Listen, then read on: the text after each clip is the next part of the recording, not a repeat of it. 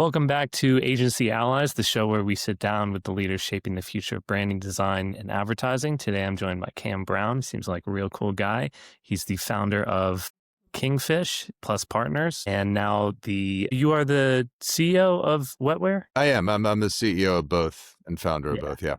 We're just combining 24 years of agency experience with the power of generative AI. Cam's a pretty blunt guy, and he's talked about to me challenges that agency faces from writer adoption to AI to just kind of tough market cycles. And I'm excited to hear how his perspective is on AI shaping the industry. So Cam, welcome to the show. I appreciate it. You are, I think where I'd like to start is that you're creating this really cool product called Wetware. Do you want to kind of, in your own words, tell us about what that product is and why you've decided to create it? Yeah, sure. And first of all, thanks, Adam. I totally appreciate it and appreciate being on Agency Allies. That's great. And I'm totally looking forward to the conversation. I am blunt, but so are you, which I picked up on. So The East it could Coast. either be really good or really painful for somebody. I'm not sure which one. Yeah. Yeah, I mean, I'll preface by saying Where is a specialty group within a specialty agency. When we started 24 years ago, we did it with some very specific direction in mind. And that is, look, there are 40,000 plus marketing agencies out there. What the heck are we going to do and say to make ourselves stand out and be a little different? And something I learned in the first agency that I started, which was back in 96, was, wow, I saw that. No, I mean, it speaks to like your experience and Well, that's one thing it speaks to. Yeah, let's stick with that. But one thing I learned, when doing that, and fortunately I was doing it within a large media group, so I had resources and, it was a different kind of launch. But one thing I did the same, and that is, I'm a sales guy. I'm a marketing guy. So I can get out there and I can open doors and, get people excited or thoughtful about whatever it is we're selling, if it's a good match for them. But what I can't do is really get down in the weeds on every single topic for every single client that we have. I study like hell before I see somebody, but I'm not expert at everything. So what's like an industry that you cannot stand? It's just difficult. It just doesn't click. Is it STEM? It's STEM for me.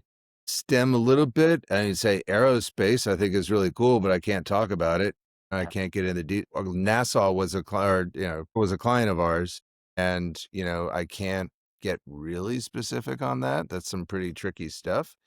The way around that is to find people who are expert in those topics and bring them in to work with our clients on strategy and on creating whatever content solutions we think are the right match based on their target audience. So I started building these networks of information providers, whether they were writers or whether they were editors, and in some case, videographers and photographers, just specialties out there that we don't possess necessarily, nor do we want to invest in. We'd rather use best in breed who have decided to go independent, but have great track records, great followings. And that's our model. And it has been since day one. And I know this is a little circuitous in terms of the question you answered me, but no, it's I all think interesting. I've definitely heard of these platforms where there are experts, and you would find an expert in tortilla chips, just as you would find one who knows the differences of gasolines and whatnot. Exactly right. And that really matters because at Kingfish, we have a number of clients in financial services. We have them in healthcare and life sciences. We have them in retail. We have them in technology. And that's a wide breadth of verticals, to be working in and claim expertise in. Well, we don't claim that. We make a big point of saying to our clients, good news for you. We're going to bring in the expert on this. This is who he or she is. Here's their CV, and they're going to join and start working on, the generation of your ideation and your strategies, et cetera. And clients totally dig it, and they should, because they don't have to go to the legwork of finding and vetting these people. I want people who clearly understand marketing and understand content marketing. So our specialists have that capability that's built into who they are. So it truly helps when it comes time to start solving problems. And then Like, as yeah, far you're buying it, or like, No, wait a no, minute, no, I I don't. totally get it. And how does this factor into wetware? Yeah. So that's what we do for the agency overall. We call them subject matter experts. For wetware, the same holds true. And that is, we are firm believers that human in the loop for generative AI is absolutely critical. We don't just leave it to the GPTs to do our dirty work. First of all, we have to train the GPTs with humans. Second of all, we need to edit that hard. We need to do research checks. We need subject matter experts to do that editing and inject the right empathy, the voice and tone of how that industry talks, their idioms, so that it comes across as credible, real content in that space. So it factors in wildly, to tell you the truth. And I think one of the reasons we're doing it, if I could riff on that a little bit, I is think that, I'd yeah, love to go. hear why, but I'd love to hear like just maybe a 2 sentence kind of explanation into what wetware is. Sure. So, Wetware is a generative AI process where we, for our clients, do not go through sort of the traditional process of sitting down, interviewing all the key stakeholders, playing back to them what we heard, showing them the competitive analysis results, identifying blue space opportunity for their content, developing a marketing plan, looking at multiple channels where that content might live. Could be Traditional Exa agency 100%. shenanigans. Right.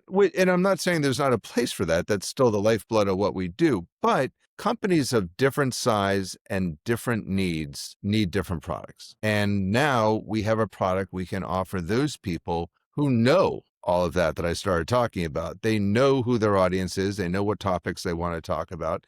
They don't need to be interviewed. They're not worried about their competitors and what they're saying. They want to make their point and show their thought leadership or expertise in specific areas. We can get to work right away developing educational materials, content materials for them. So what Wetware does is it generates articles or blogs or podcasts or whatever you want it to do in the vertical for that client. And we deliver them in baskets of 10 features for each client. Each exercise, you get 10 features of 1,500 words that have been vetted by editorial experts, that have been through the human in the loop process for 6-7 weeks. And this content would absolutely blow your mind at how powerful, accurate, and tone accurate it is. It's really, really amazing. I want to touch on 2 things. Yeah. The way that, like, high level way that you've built this is like, well, for years, millennia, however long you want to count it, there's always been copywriters at Yeah. agencies.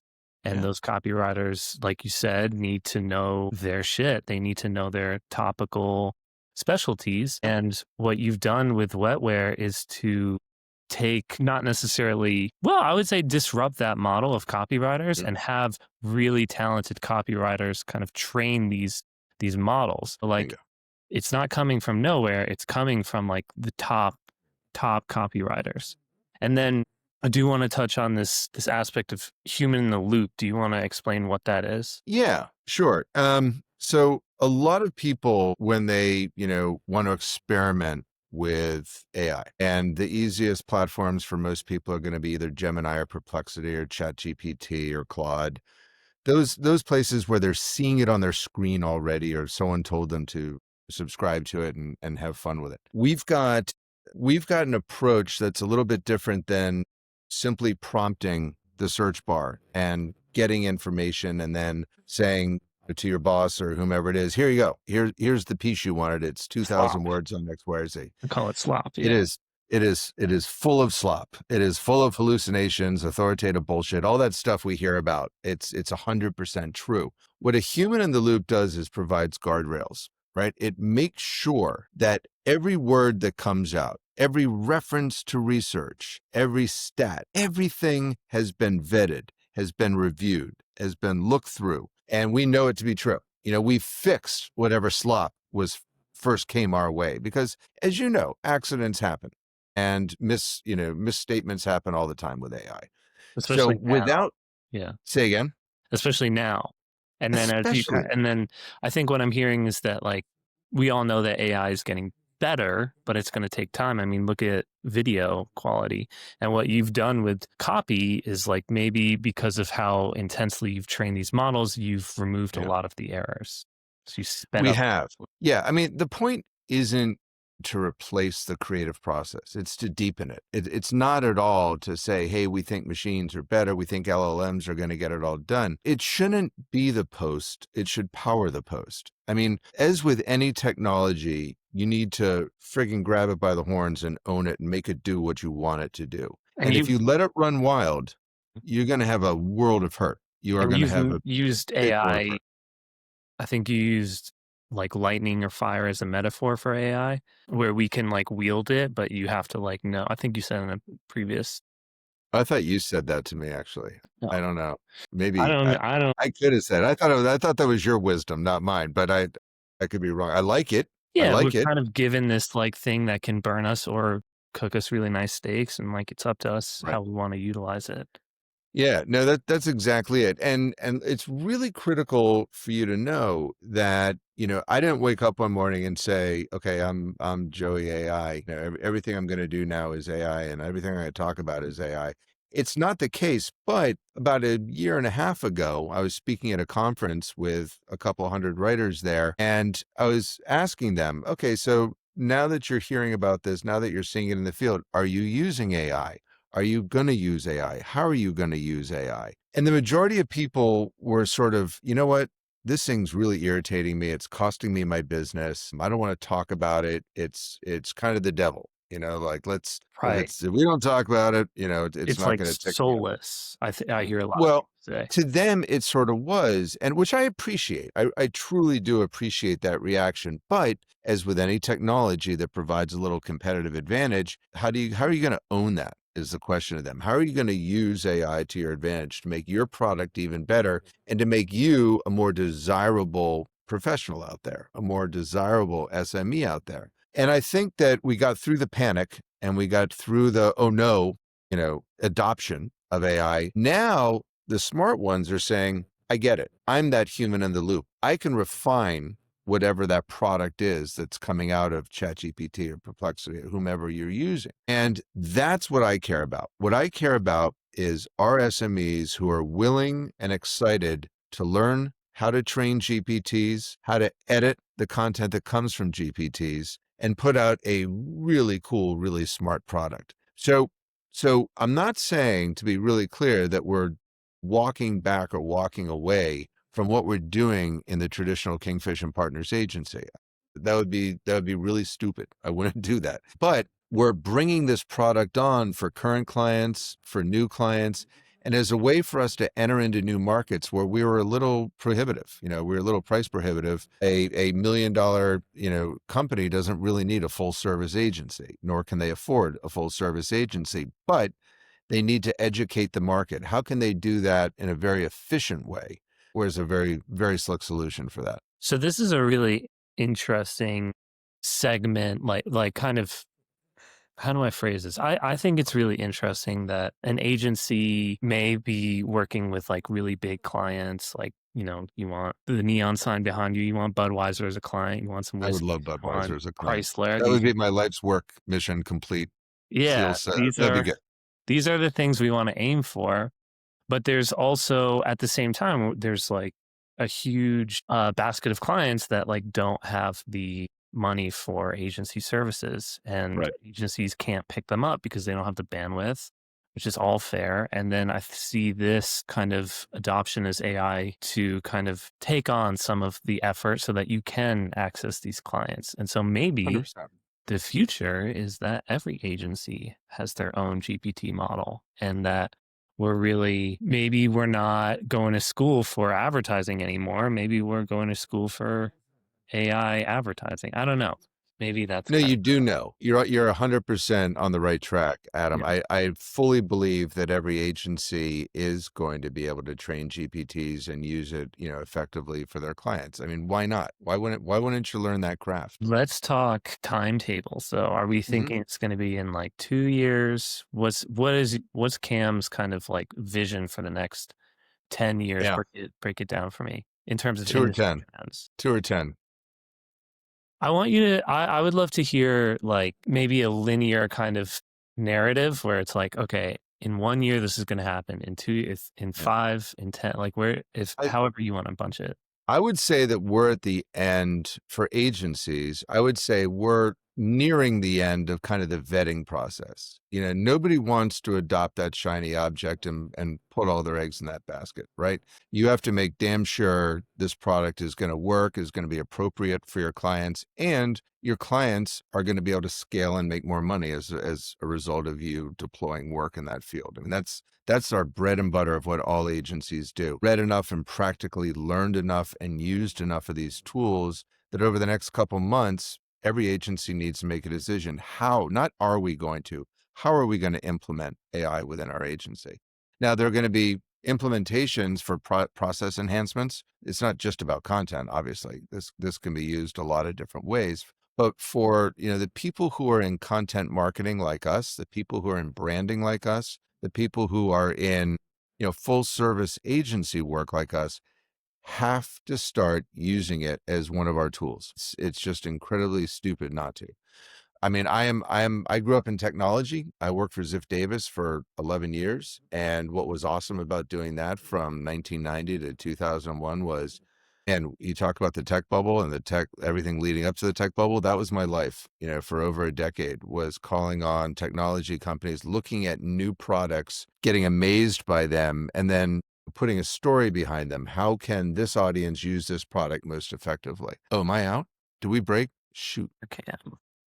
Adam, you hear me? I'm sorry. I think we Yeah. blacked All out right. You're there. back. Sorry. I don't Yeah. know. I The don't know. last, no worries. The last thing you said was that you worked at Ziff Davis. I see you were a publisher. And your life was very much rolling with the changes of technology. And if I had to assume Yeah, that's why you're adopting AI tech now. it's exactly why. Technology doesn't scare me. It turns me Love that. Yeah. on, I and respect that. it's an awesome way for us to help our clients do more, do better. Technology matters. So to answer your question, I'd say over the next 6 months, the majority of agencies are going to be deploying some form of AI solution for their clients or outsourcing it to someone who knows how to do it. But they're not going to run scared from it. I think those days are over. I think the whole is it or isn't it going to be real, that's behind us. So Yeah. now it's about how are we going to improve models for our clients. Everything we do through the lens of how is this going to be better for our clients? How are we going to make this more efficient? How are we going to be faster to market? How is AI going to augment what we're already doing for them with their various campaigns? And we have to be thinkers. You, Adam, me, the people at my agency, all agency, employees have to be knowledgeable about AI, have to know when to apply it. And at the same time, can't just be, this idiotic AI. Like, no, you Be have to have reliant on it. yeah, I mean, you have to have a purpose, and you have to be able to articulate to your clients what that purpose is and why they're going to benefit from it. When you say that in the next 6 months, and I agree, I think 6 months, a year, I've talked with some agency owners who are justifiably kind of a little, I don't know if it's like an ethical dilemma, but like something in them, like deep inside them, is just like, I'm not comfortable with this. What type of AI tools do you think people are going to get into? Are they going to like accept like cold outreach sales tools? Are they going to more so go to like a wetware type tool? What do you see? Because I think there's it a bunch depends of on AI tools. I mean, it depends on what you're trying to do, right? It depends wildly on what you're trying to do. I mean, if you spend any time on LinkedIn today, right, you will see that 50% of posts are clearly generated by AI. I know a lot of the people who are writing these posts. I'm like, I I've known you for 30 years, and that's not the way you talk. That is not you. I And they're yeah. getting called out, right? People are generally in a good nature way. People are calling them out, but there's a fair People get amount of, called out on oh LinkedIn. yeah, yeah, but not in a you fool, that kind of thing. Yeah, There's like little stabs, little punches here and there by people who clearly yeah. know them. But what I'm increasingly seeing is, I am getting sick of reading all of this clearly AI generated stuff. Let's bring LinkedIn back to where it was. And that's legitimate. I mean, it's certainly legitimate for people to say, if you didn't write it, I don't know if this is really your posture, really your position. So I think my point is, I think we're going to see as more and more people are called out, I think we're going to see a softening of how people are using it. I don't think they're going to use it for every time they open their mouth, they feel they need, AI can do it better. Mhm. That whole, do you want AI to improve the post you just did? Or do you want, AI to copy Grammatically. edit? Right. It people's tone and voice need to come through. Otherwise, everything starts to sound pretty robotic and boring. And when it becomes robotic and boring and we anticipate that it was written by AI, we don't necessarily trust it as much. We really need to have that human voice for us to have a dialogue, right? Like Mhm. you and I have been talking as normal people talk right now. This is clearly not manufactured language. This is just how two people talk about subjects. But if we poured the transcript of this into AI and said, I want you to make this more professional and sound like, two professors around a conference room table preparing for a lecture, this tone and voice of our conversation would be totally different, Yeah. and it would also be predictably enhanced by AI.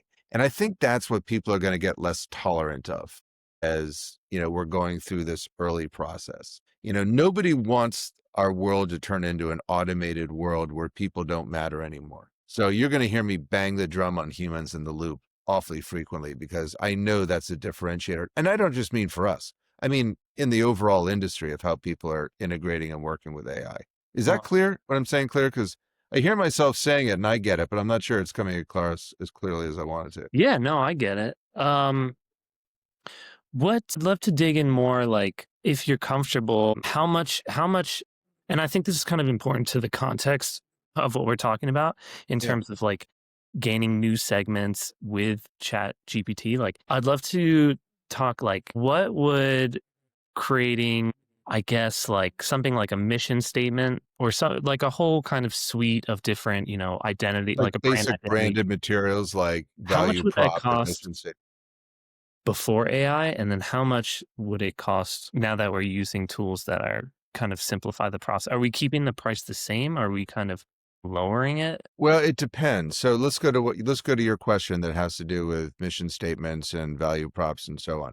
That is a very collaborative process that we do with our clients. That is not something where they say, "Hey, I need these six, building blocks of a brand. Come back and give them to me." I mean, that's a laborious Q&A with all leadership team. Everyone's got an opinion. We go to the mountaintop 3, 4 times for that and we refine it and bring it back. And someone, says, yeah, wait a minute, but one of our competitors, okay, we'll go back again. So I'm not comfortable with that process being necessarily automated. We might use it for ideation with language, with some word choices. We might use it to pull in the mission statements and other detailed work for their competitors and build out what we want to stay away from. But most of that is going to be us working with the client directly and closely to draft that together. When it comes to generating actual content, ebooks, infographics, articles, things of that nature, then potentially the price does come down. And it can come down fairly significantly if we're running that through our training process and then our content generation process. That could be a savings of 30, 40, 50%, Mm. depending on volume and where we are in the discovery process with a client. So I think it's important to like clarify what type of work is Wetware able to do, or we can kind of soften it up to like any. We see that every agency Yeah. is going to create their own models. Like, what type of work are these GPTs going to take over? I see. I'm see. Is that where you're going in the first place? Sorry, I missed that. But now I got it. First of all, the GPTs are gathering information, as you know, from communities. I mean, communities Reddit. and enthusiast groups, Reddit in particular, that's where the bulk of the scraping is happening. And hundreds, thousands of sites like that is where the bulk of the information is being scraped. Now, if you or I were to go off and say, well, I'm going to go, look at Reddit and I'm just going to look up, topics X, Y, and Z and pull some great quotes and information and gather what information we're talking about, that would take you forever. There's no way to quantify how long it would take you to do that by hand. So that kind of scraping is really good. When it comes to topic generation for clients, it's really good. Clients generally have an idea, topic-wise, what they want you to talk about. Mm. What we do is we take those ideas, then we really blow them out, and we say, okay, that's a great topic, but let's expand audience and consider these 10 derivatives from that one big topic, because a lot of communities are talking about those. So we think that while it wasn't top of mind for you, we think it's a really good idea, to go down that path. Research, topics, SEO. I mean, they're a huge help when it comes to SEO. They're a phenomenal help when it comes to it. And it's because And it we've set up GPTs. virtual assistants to really blow out the whole SEO model as well. What's that? It's good for SEO because it can generate like blog posts, like that type of content, use the correct words. That's part of it, but we can also go out and say, I'm making this up, client X has 50 keywords. Here they are. Let's do related searches for and find out other topics that we might be able to get less expensive, for less money, or that we might want to center on because your 10 competitors are not centering on these terms. And we can do really fast real-time evaluations, SEO. And that's critical. It's really a critical part of what we're doing. Because while GEO is coming on strong, and we are aware of it and writing for it and targeting getting our clients included in summaries, SEO is still very critical. And I don't remember how many GPTs we set up for SEO, but it's significant. And we do this for each one of our clients. What So these are all places where I think that they are going to be GPTs are going to be, they're going to be tools, and smart marketers are going to need to start adopting them, or they're going to start feeling the pinch. They're going to start feeling like they are on the bubble of being replaced. Yeah, it's been a while since I've done SEO, a long time ago. And when I was doing SEO, it was a whole lot more simple. Is it worth it for a client to invest in SEO these days? It is. Yeah, SEO does still matter. It's getting challenged by LLMs. There's no doubt about that. And that's going to be, you talk about what's going to happen in timelines. That's going to be a fast one. That is already coming on like a landslide, and it is only going to accelerate. GEO and emphasis on GEO. What is GEO? Generative Engine Optimization. So instead of search engine optimization, it's LLM engine optimization. It is, SEO, you type in a query, right? You type in a query and get a very specific result, right? This is what I'm looking for. Here's my question. This is what I'm looking for. For GEO, it's really about relevance to the question that you're asking. And they are looking at and thinking about how you're positioning that question and try to answer it in a way that's going to work for you best. Not just a query, not just hey, Google, what's 2 + 2? That answer is 4. It is going to go more broadly. I see you're thinking about math. Here are some other ways of approaching that problem that might be helpful. It's really trying to be more in your mindset. It's more naturally how we all think, and Can you that's give really important. an example of GEO for, let's say, Budweiser's or whoever you want to kind of? If I were using, if I typed in a search bar, if I typed in a Google search bar, hey, I love lager beers, what's a lager beer I might like that's made here in America? Something like that. It's going to spit out a whole lot of beers, and Budweiser is going to be one of them. And then it'll, others will follow. In my personal In that opinion, little probably. kind of Google space where it just Right. it's Well, picking. no. That Google space I think you're talking about is Gemini, is their AI summary bar, which is becoming Right. very popular as well. Right. So something like 50% of people are stopping after that search now. So that gives you an indication of where we're going. The rest of the detail you're used to seeing is below that summary, that abstract. But Google knows what's coming. They're using Gemini for it, and they're educating people and getting their behavior ready for how to take a different kind of answer, a summary answer that only gives you one summary. It doesn't give you this giant list, but it just gives you one summary. And we all like that because it's easier. There's no sponsored stuff beside, above, next to you have to plow through to say, where the hell's my answer? These are all paid ads. I want the answer. Now LLMs will no doubt get there. They need to make money. They need to have, other revenue streams other than subscription model. They'll get there. But for now, it's pretty cool. So if you typed in a query into Perplexity or ChatGPT and said, I love lager beers, I'm here in America, can you tell me the best ones? It's going to give you a much more lengthy response to, well, if you like lager beers, then that tells me this about your sense of taste. This one's going to be hard because I'm really not a beer connoisseur. I'm really not. So I can't riff on this forever and ever and ever.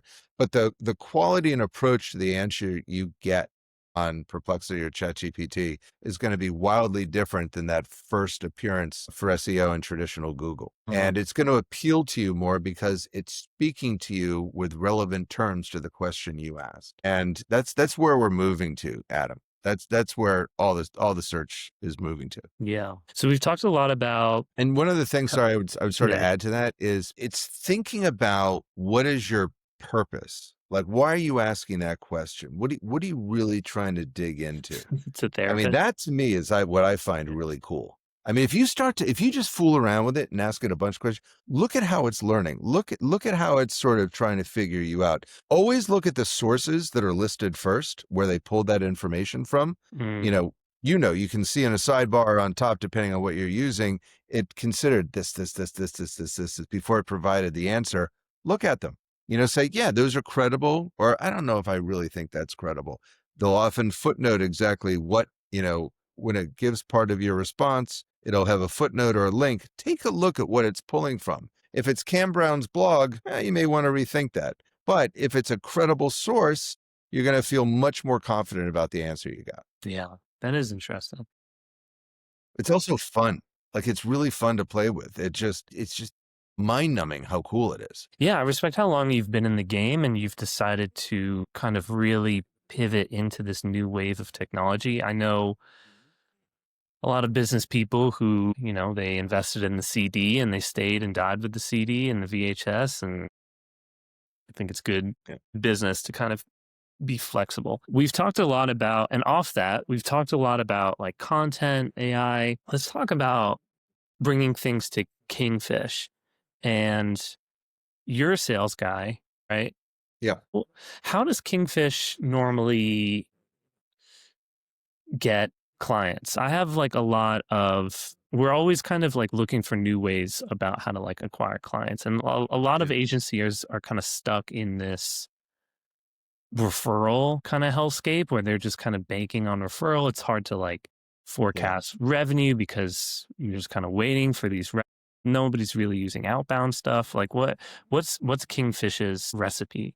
Yeah. So the recipe has been fairly consistent for 35 years. It really has been. And that is, I believe in proactive outreach sales. I'm not sitting waiting for the phone to ring, and I'm not waiting for a referral. We get them regularly and it's awesome. I'm not going to lie to you. Look, when a client goes somewhere else, that's awesome because you've got a good chance of picking up, they're going to bring you in with a new shop. Nice. By the same token, as every person in your Agency Allied podcast audience knows, when you have a client and they leave that company to go somewhere else, you're probably in deep trouble. The odds of surviving the VP of marketing or CMO who brought you in are pretty thin. The new CMO or VP of marketing, first thing they do is say, look, you brought me in because something's broken and part of it's your agency. So get a Yeah. bullet, put it in them and move on. Yeah. Painful. It's painful, but it's the business. So while referrals are great, outbound, as in proactively going after accounts, matter. I make a lot of outbound calls and a lot of outbound emails and ask, I was literally on the phone with a board member today of a Fortune 150 company, probably, who's been working with me on some introductions to some of the people on that company. That's, just working my network. That's working my friend group and saying, hey, I'd love to meet this person. I know you're on their board. Is that something you could facilitate? That legwork takes a lot of time, and you have to be really pointed with it because you can't do that with 200 companies at once. You just can't do it. We tend to look at companies who have publicly stated they're either having a challenge or they do have a new management team that's come in, or it's in an industry that's facing some pretty harsh headwinds for whatever reason. Then we say again. Give me an example of a industry that's facing some headwinds right now. Who are you going Well, for? right now in healthcare, In healthcare, we're seeing a lot of worry about lack of funding, whether that's NIH funding or whether that's just overall government funding going into research, that some of that funding, runs these companies and we're paid by it. Mm. So, when they are not sure if they're going to get the funding they were promised, they're told they're going to get it, then they're told they're not, then they're told they are. They don't know what way is up. So, we're kind of collateral damage in that.